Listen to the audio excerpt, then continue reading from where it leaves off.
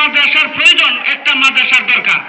এই মাদ্রাসার ঘরের যারা ব্যবস্থা করে দিবে এবং যারা শিক্ষা গ্রহণ করার জন্য আসবে, যারা শিক্ষা দেওয়ার জন্য আসবে, এদের লজিংয়ের ব্যবস্থা যারা করে দেবে, আল্লাহ রাব্বুল আলামিন তাদের তিন দলকে আল্লাহ রাব্বুল আলামিন জাহান্নাম থেকে মুক্তি দিয়ে জান্নাতের মধ্যে আল্লাহ রাব্বুল আলামিন দিবেন। জুড়ে বলেন সুবহানাল্লাহ।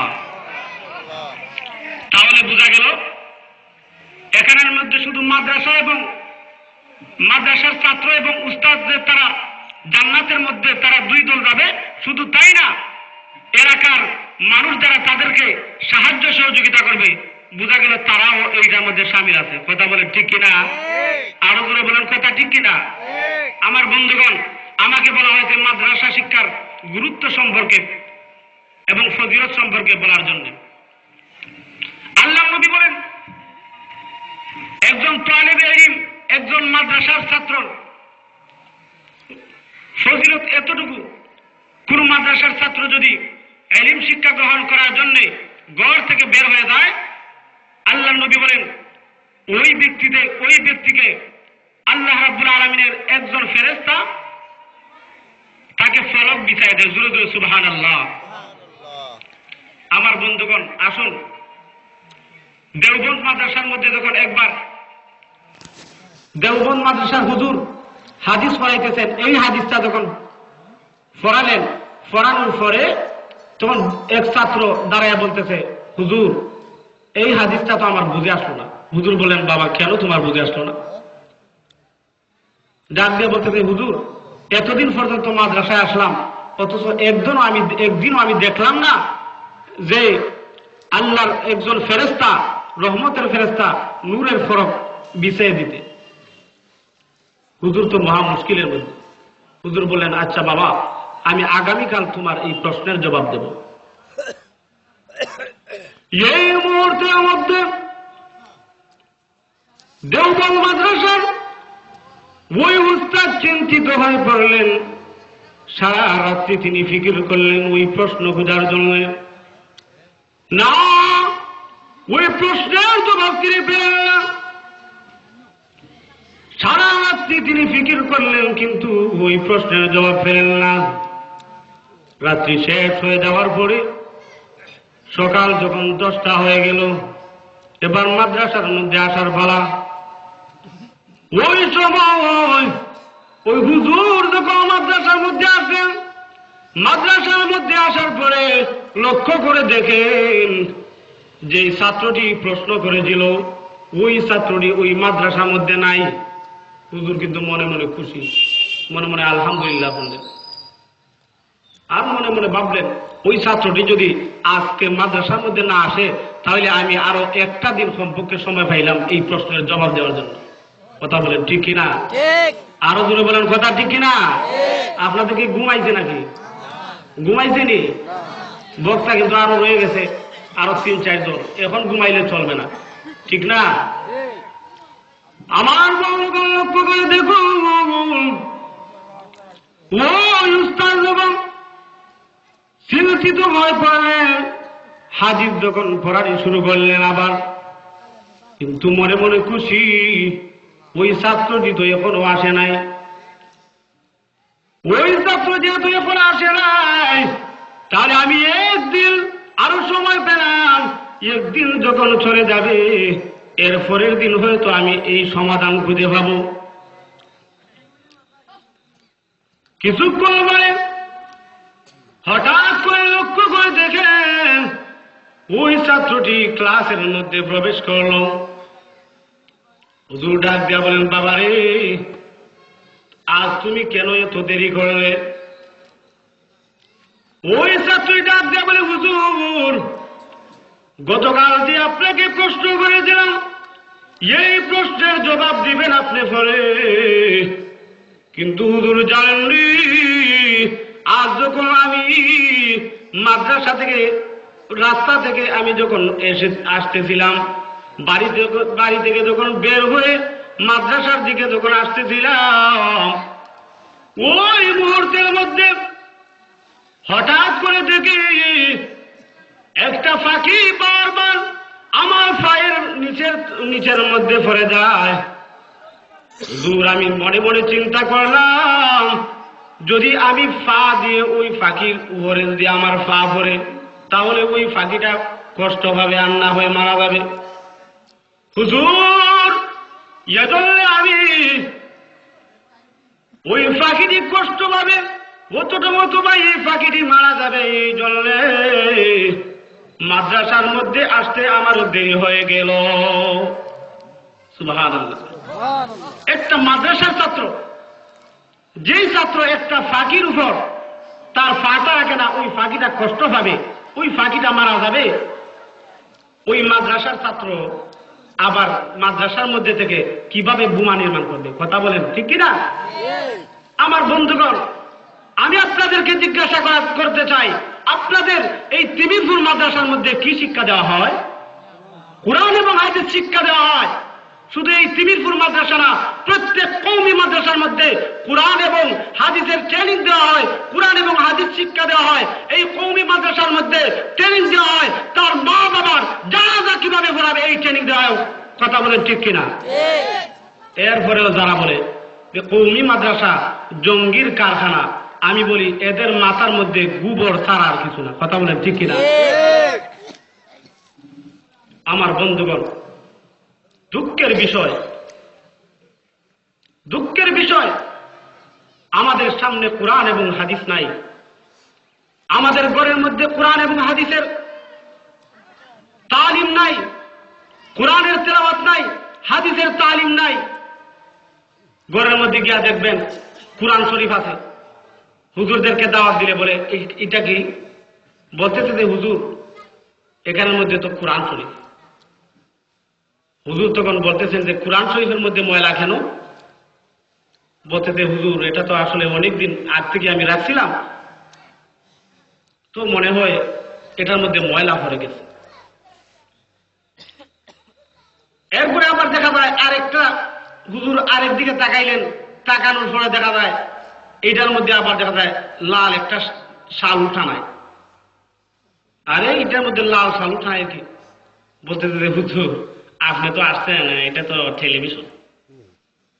টেলিভিশনকে তুমি এত যত্ন করে রাখছো, হ্যাঁ?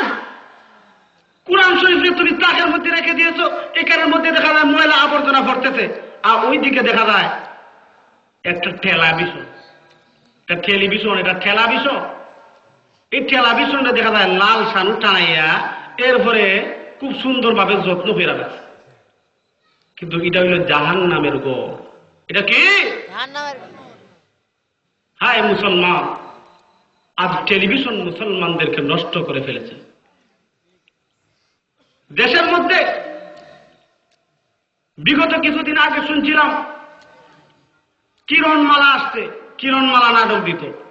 বিগত কিছুদিন আগে এক মাহফিলের মধ্যে আমি কিরণমালা সম্পর্কে বললাম। একজন বলছে যে হুজুর কিরণমালা এটা শেষ হয়ে গেছে, এটা পর্ব। হুজুর কিরণমালা পর্ব এটা শেষ হয়ে গেছে। কিরণমালা শেষ হয়ে গেছে ঠিক আছে, কিন্তু দেখবেন ওই বাড়িতে চ্যানেলগুলা এরপরে আরো কোন জ্বালা বাড়ায় দেয়। কথা বলেন ঠিক কিনা? সন্ধ্যা হলেই দেখা যায় এলাকার মহিলা এদের এত বীর। কি রে এত বীর কেন? আরে হুজুর জানেন না এখানে কিরণমালা দিছে, কিরণমালা। এই কিরণমালা এরপরে আরো এই জাতীয় কিছু সিনেমা, এই জাতীয় সিনেমাগুলা মানুষকে ধ্বংসের দিকে নিয়ে যেতে। কথা বলেন ঠিক কিনা? আমার বন্ধুকে আমি বলতেছিলাম যে কওমি মাদ্রাসার ছাত্ররা একটা ফাঁকিকে কষ্ট দিতে চায় না, এই কওমি মাদ্রাসা আবার সন্ত্রাসী কিভাবে হবে? কথা বলেন ঠিক কিনা? আরো জোরে বলেন কথা বলেন ঠিক কিনা? সত্য বলতে, সত্য কথা বলতে মাইকের মধ্যে বলতেও কোনো অসুবিধা নাই। না অসুবিধা আছে? আরো জোরে হন। আমি তো মাইকের মধ্যে বলতেছি, কিন্তু আপনাদের আওয়াজ তো মাইকের মধ্যে যাবে না। এরপরে আপনারা মনে মনে ভাবতেছেন যে পুলিশ যদি আইসে আপনাদেরকে জেলের মধ্যে নিয়ে আনে। কথা বলেন ঠিক কিনা? তাহলে আস্তে বলতে হবে না জোরে বলতে হবে? জোরে বলতে হবে। আমার বন্ধুগণ লক্ষ্য করে দেখুন, ওই ছাত্রটি ডাক দিয়া বলতে যে হুজুর আমি বাড়ি থেকে যখন বের হইলাম, বের হওয়ার সময় আমি যখন মাদ্রাসায় আসবো, ঠিক এই মুহূর্তের মধ্যে হঠাৎ করে দেখি একটা পাখি আমার পায়ের নিচে তার ডানাটা ভরে যাইতেছে। হুজুর, আমি যখন মনে মনে চিন্তা করলাম, আমি যদি আমার পাটা ওই পাখির ডানার মধ্যে রেখে দেই, হুজুর আমার পাটা রাখলে ওই পাখিটা কষ্ট পাবে, অথবা এই পাখিটি মারা যাবে। এই জন্য মাদ্রাসায় আসতে আসতে আমার ঘন্টা খানিক দেরি হয়ে গেছে। এমনি হুজুর মনে মনে মুস্কি আসে। ছাত্রটি ডাক দিয়া বলতে, হুজুর গতকাল আপনাকে যে প্রশ্ন করছিলাম এটা মনে আসেনি? উনি বলছেন, বাবা রে, হ্যাঁ বাবা, গতকাল তুমি যে প্রশ্নটা করেছিলে রে বাবা, এই প্রশ্নের জবাব আমি পেয়ে গেছি। হুজুর প্রশ্নের জবাব যদি আপনি পান তাহলে বলেন আমাকে।